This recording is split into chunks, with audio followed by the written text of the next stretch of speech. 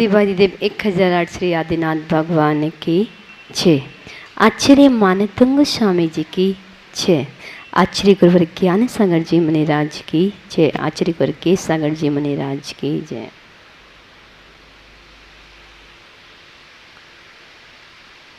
आचार्य मानतंग स्वामी जी के द्वारा भक्तंबर जी स्तोत्र की रचना इस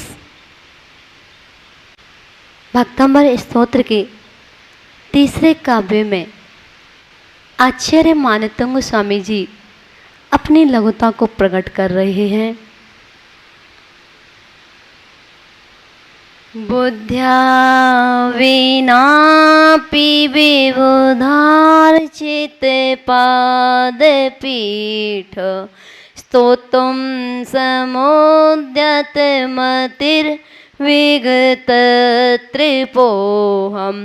बालं विहाय जल संस्थितमिन्दुबिम्ब मन्यः क इच्छति जनः सहसा ग्रहेतुम्।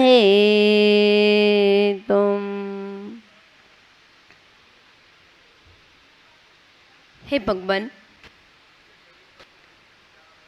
आचार्य मानतंग स्वामी जी अपनी भक्ति के माध्यम से कह रहे हैं, विबुधार्चित पादपीठ।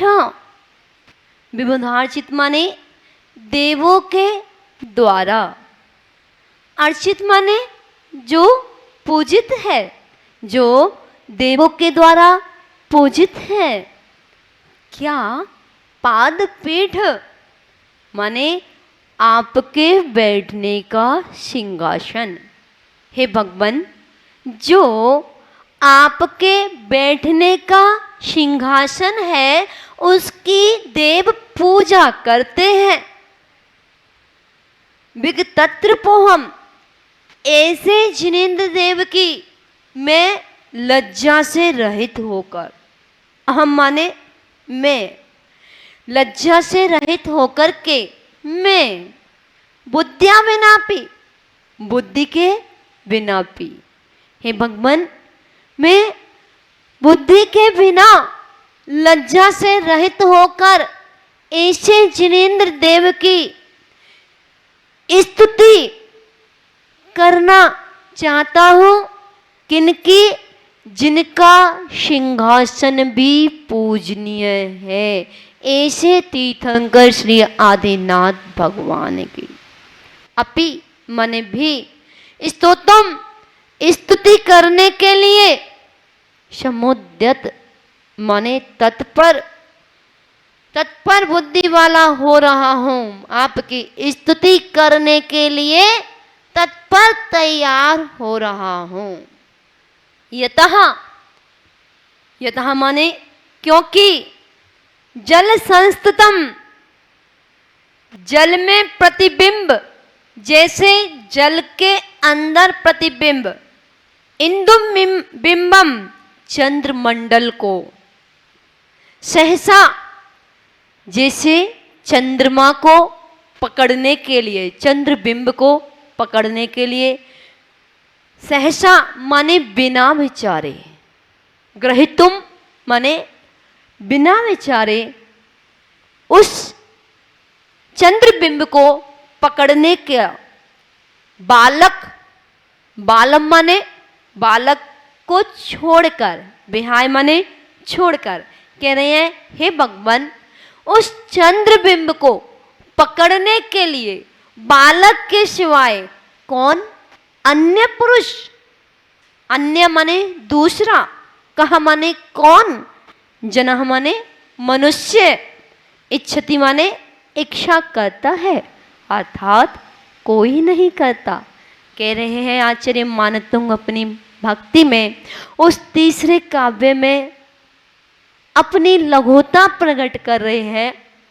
हे भगवान, मुझ में ज्ञान नहीं है, हे भगवान, मुझ में बुद्धि नहीं है, फिर भी मैं बुद्धि के बिना लज्जा से रहित होकर आपकी स्तुति करने के लिए तैयार हो रहा हूँ। किस प्रकार? जैसे एक बालक उस चंद्रमा को पकड़ने की जिद करता है। क्या बालक के बिना अन्य कोई पुरुष उस चंद्रमा को पकड़ने की जिद करेगा? नहीं। उस चंद्रमा को पकड़ने का साहस करेगा? नहीं। लेकिन फिर भी उस बालक की माँ जैसे एक चंद्रमा, एक थाली में पानी भर देती है, जल भर देती है, और वह चंद्रबिंब, वह चंद्रमा उस थाली के अंदर दिखाई देता है और बच्चा उस थाली पर हाथ मारता है, उस चंद्रमा को पकड़ने के लिए दौड़ता है। क्या अन्य कोई पुरुष उस चंद्रमा को पकड़ना चाहेगा? नहीं। कह रहे हैं, हे भगवान, मैं भी उस बालक की भांति अज्ञानी हूं भगवान। मैं भी आपका गुणगान नहीं कर सकता। मेरे अंदर वो शक्ति नहीं है, मेरे अंदर वो सामर्थ्य नहीं है। पर आपके गुणों की भक्ति के वशीभूत होकर के मैं लज्जा से रहित आपकी स्तुति करने के लिए तैयार हो जाता हूँ। आचार्य मानतुंग स्वामी जी, जिनके रोम रोम में समय सार समाया हुआ है, जिनके रोम रोम में प्रवचन सार समाया हुआ है, जिनके रोम रोम में नियम सार समाहित है, जिनके रोम रोम में अष्टपाहुर समाहित है, ऐसे आचार्य भगवान अपने आप को कितना लघु प्रकट कर रहे हैं। उनको देख करके लगता है जो जितना लघु बनता है, जो जितना लघु होगा, वो उतना ही प्रभु बनता चला जाएगा। अगर सचमुच हमें ज्ञान की प्राप्ति करनी है या हमें मोक्ष की भावना रखनी है, तो हमें अपने अंदर लघुता प्रकट करनी होगी, नम्रता लानी होगी, विनय लानी होगी। जब तक हमारे जीवन में विनय नहीं आएगी, लघुता नहीं आएगी, नम्रता नहीं आएगी, तब तक हम अपने जीवन का लाभ नहीं ले सकते। जीवन में जीने की कला अवश्य होना चाहिए। हे भगवान, देव भी आपके पावन चरणों की भक्ति पूर्वक पूजा करते हैं, और एक दो नाम के साथ नहीं, सहस्र नाम, आपके नाम हजारों नामों के साथ आपकी गुणगान करते हैं।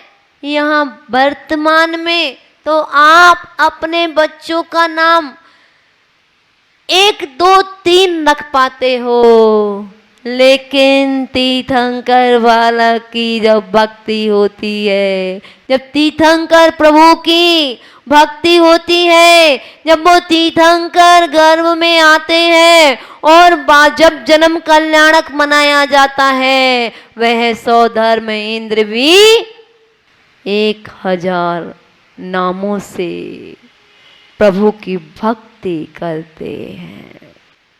और जैसे ही वह 100 धर्म इंद्राणी वो मायामयी बालक को सुला करके और तीर्थंकर के बालक को जब गोदी में लेती है, इतनी गदगद हो जाती है, इतनी गदगद हो जाती है कि कई जन्मों के बंधे हुए पाप कर्म तो क्षण में क्षय को प्राप्त हो जाते हैं।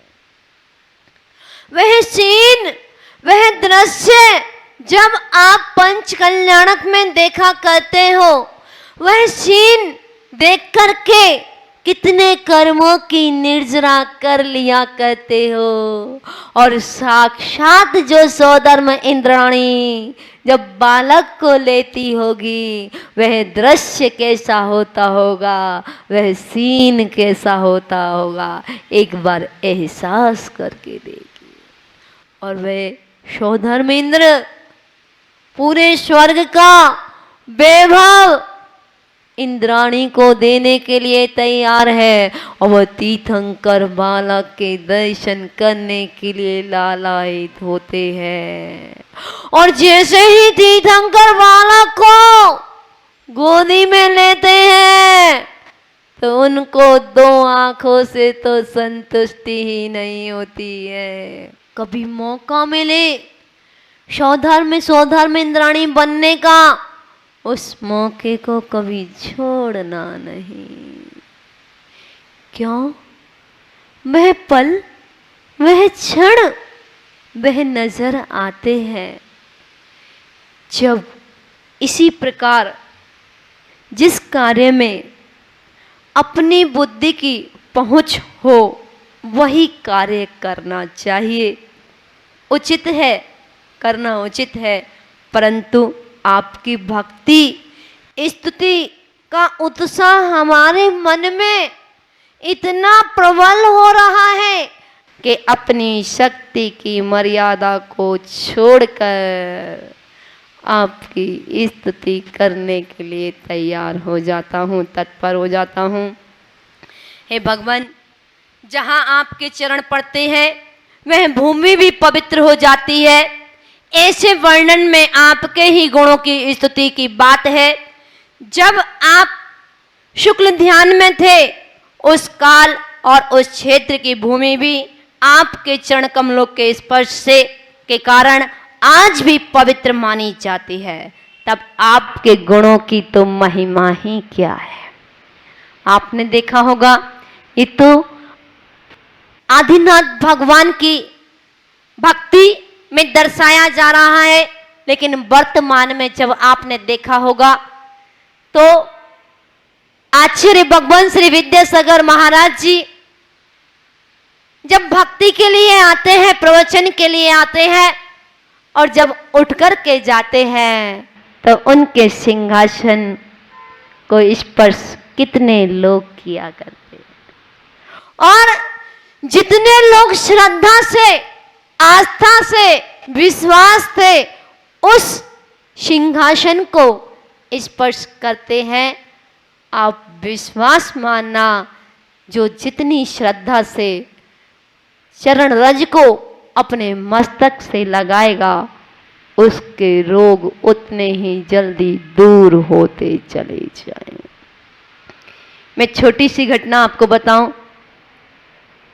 एक बार हमको भी एलर्जी हो गई थी पूरी बॉडी में, और वह ठीक नहीं हो रही थी। ट्रीटमेंट करा लिया सब जगह से, लेकिन कहीं कोई दवाई से आराम नहीं मिला। लगाने वाली दवाई लगाते थे, ठीक हो जाती थी, लगाना बंद कर देते थे, फिर से हो जाती थी। हमारे मन में भाव हुआ, क्यों ना गुरुदेव का गंधोदक लगाया जाए। गुरुदेव ज्ञान सागर महाराज जी का गंधोदक हम अपने हाथों पर, अपने मस्तक पर लगाने लगे, बिना बताए। जब भी गुरुदेव प्रवचन करते थे, उठ करके जाते थे, जहां बैठते थे वहां से उठते थे, उनके बैठने का स्थान अपनी बॉडी से स्पर्श करते थे, अपने मस्तक से स्पर्श करते थे।